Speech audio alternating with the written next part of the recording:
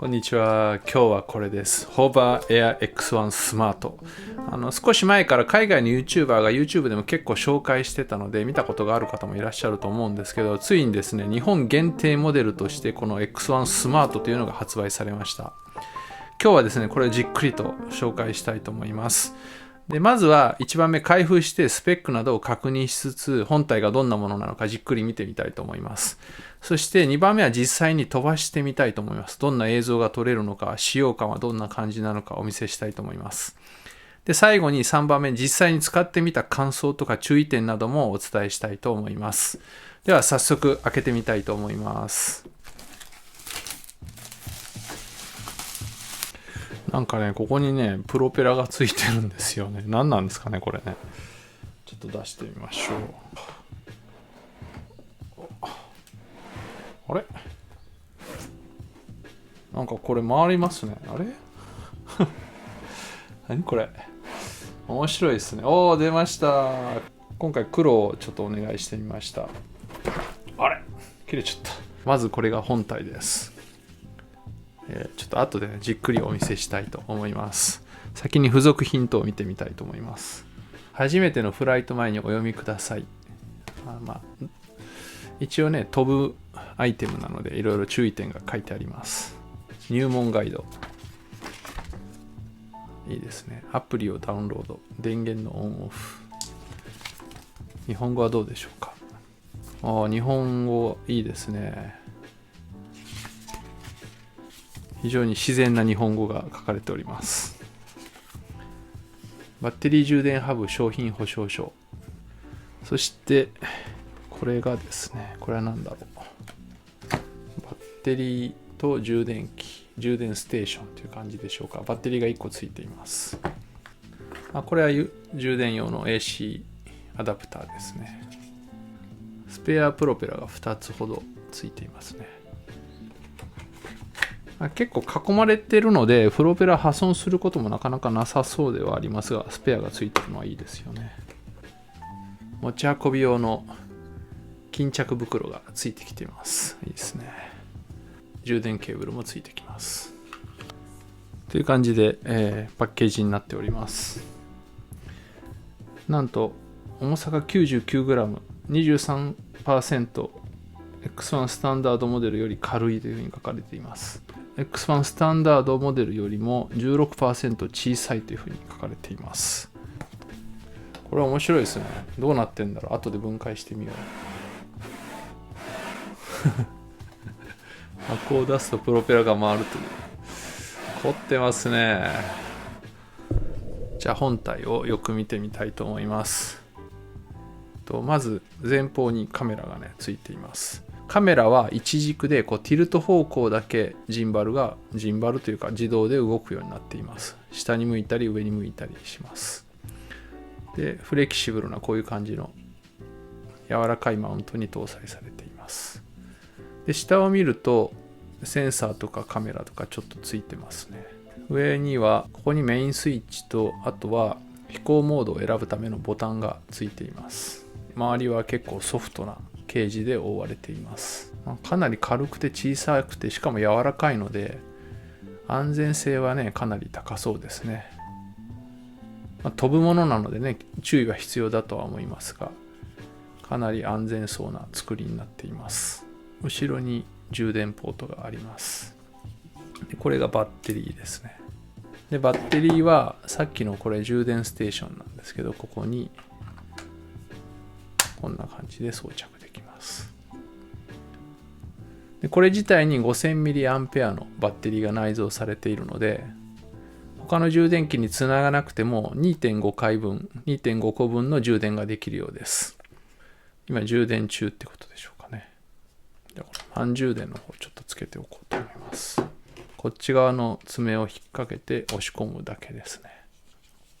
ちょっとスペックシートも見てみましょうか。ここですね。これ、幕開けでもすでに3月7日から販売というか、なんていうんですかね、もう公開されてるんですけど、目標金額30万円のところに9289万とか集まっちゃってて、もう3万%ぐらいいってますね。すごいですね。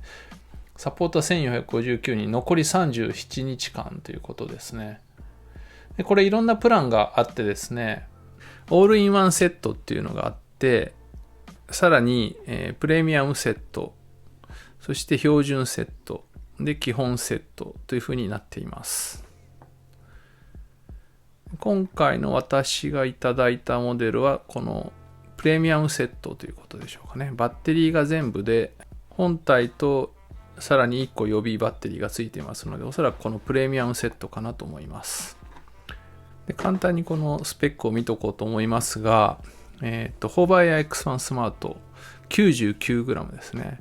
海外仕様は確か 125g ぐらいだったと思うんですけど、それ最初見た時にこれ日本じゃ使えないなって思ったんですけど、わざわざ日本用にこれ 99g のモデルを作ったってことですよね。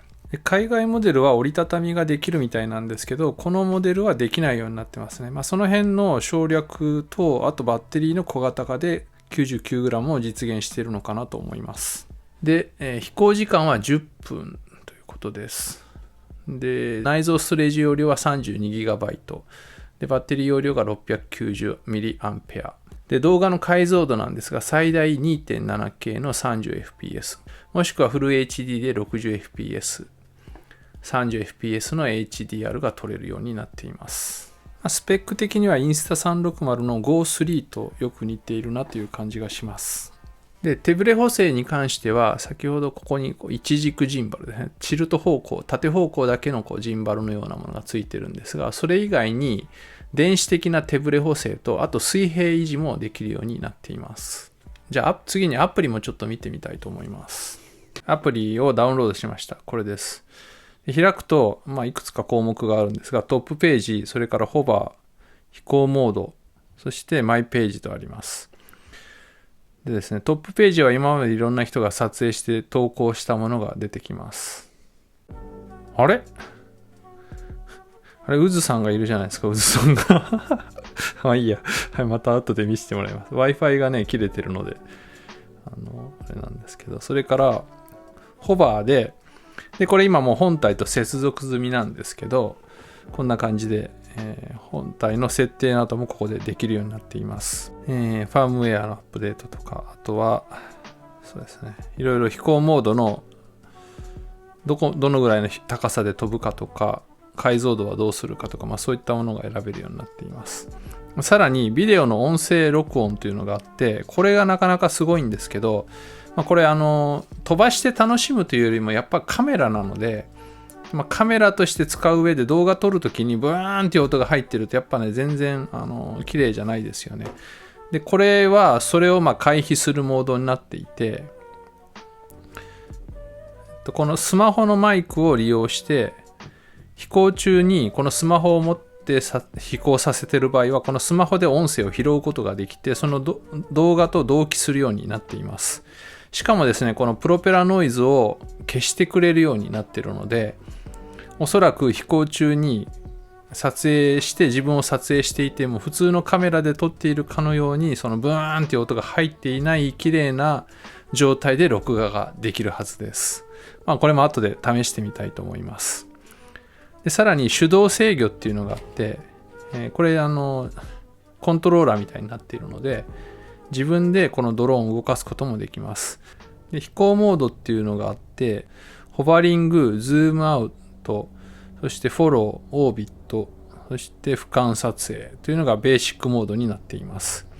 1個開いてみたんですけど、そうするとどういう風に撮影できるかっていうのがここで動画で分かります。でさらに、飛行方法を少しカスタマイズすることもできるようになっています。でさらにアドバンスモードで手動制御、それからストップモーション撮影、そしてフロントフォローっていうのがあります。こう前からフォローしてくれるようなモードですよね。そしてマイページというのがあって、ここでストレージの消去をしたりとかもできます。いや、なかなか完成度高いですね、これね。おもちゃチックじゃなくて、なかなかいろんな意味でアプリも含めてですけど、よくできてると思います。もう本体電源入っちゃってるんですけど、本体の電源はこれですね。これ、今切りましたが、長押しでオンになります。現在のホバリングモード。日本語化されてますね。ズーム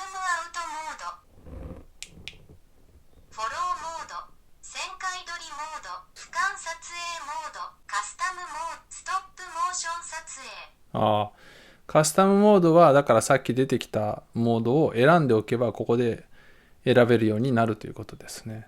では早速飛ばしてみたいと思うんですが、ちょっとこの辺り人口密集地で飛ばせませんので、今週末ちょうど旅行に行くのでそこに持って行っていろいろ飛ばしてみたいと思います。でまずはちょっと室内で飛ばしてるんですけど、俯瞰撮影モード5メートルで撮ってみました。ちょうど天井の高さぐらいまで行く感じでね、面白い映像が撮れました。プロペラもガードされてますしね、GPS もないので室内でも問題なく飛ばせます。で次はスマホでコントロールするモード、手動撮影モードで撮影してみました。こんな感じでスマホで上下左右とか回転とかをコントロールできるんですが、ちょうどこう吹き抜けなので、この階段を回りながら登っていくというモードで撮影をしてみました。こんな風な感じで、自動ではできないような撮影方法も使うことができます。みんな来て、みんな来て、はい、おいで。次はちょっと外で飛ばしてみました。はい、はい、皆さん、右。は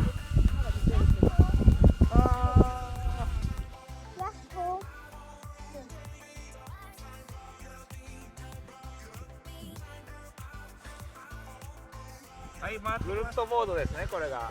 続けてください。この前足走フォローっててモード。あんまり早く走らんほうがいい。ゆっくり。はい、戻ってきて。はい、戻ってきて。ゆっくり向き変えて、ゆっくり。ゆっくり。見失うから。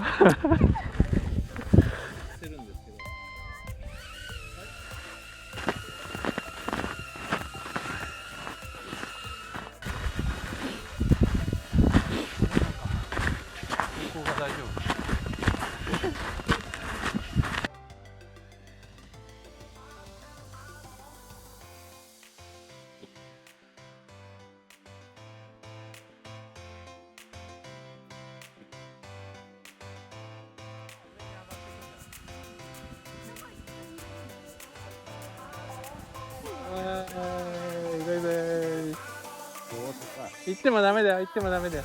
真下を取るよ。すごい。そして来ないか。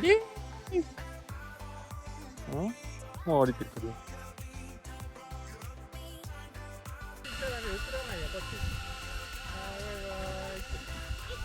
はい、バイバイって。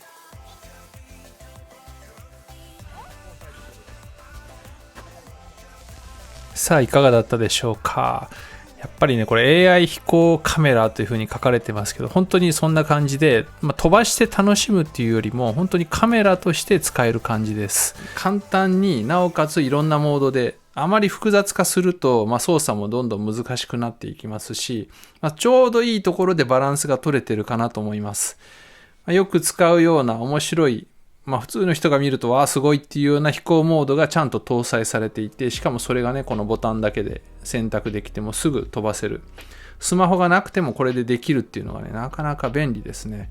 普通のドローンだとコントローラーもありますし、スマホも接続してって感じで、旅先でちょっと使うとかってなかなかめんどくさいところがあるんですけど、これはね本当にさっと取り出してすぐに飛ばせて、すぐに片付けて移動できるみたいな感じで非常に使いやすいです。初めてこういったものを使う方でもね十分使いこなせると思います。であとは非常に小さくて軽いので、しかもこういったガードで覆われているので安全性はむちゃくちゃ高いですね。何回か壁にぶつかったりとかねクラッシュもしてるんですけど、全く傷もついてませんし、もちろんぶつかった壁とかも何ともなってませんね。過信は禁物ですけど相当安全性に配慮されてると思います。でこのホバーエアーは私もかなり思い出があるんですけど、2017年なんで今から7年ほど前なんですけど、アメリカのニューヨークのアップルストアに行ったらちょうどこれの初期型だと思うんですけど飛ばしてたんですよね。アップルストアでアップル製品でもないものブンブン飛ばしてるんですごいなと思ったんですけど、当時のものはもうちょっと大きくて、しかも折りたたみ式だったりとかするんですけど、形はねだいたい同じですよね。いやすごいもん飛ばしてるなと思って録画をしたのを思い出しました。まさか7年経ってね日本で私もこれレビューの機会いただけるとは思ってなかったんですけど、当時もみんなすごいすごいっつってなんか楽しそうにね撮影してましたね。ということで今回はこの Hover Air X1 スマートという AI 飛行カメラの紹介でした。で、今ならまだ幕開けであと1ヶ月少々かと思うんですが、ほど時間があるので、安く買うチャンスもあります。売り切れていくっていうものもあるんですけど、安く買えたりもしますので、ぜひ幕開けの方を見てみてください。下の概要欄にリンクを貼っておきたいと思います。今回もご視聴ありがとうございました。ではまた次の動画でお会いしましょう。さようなら。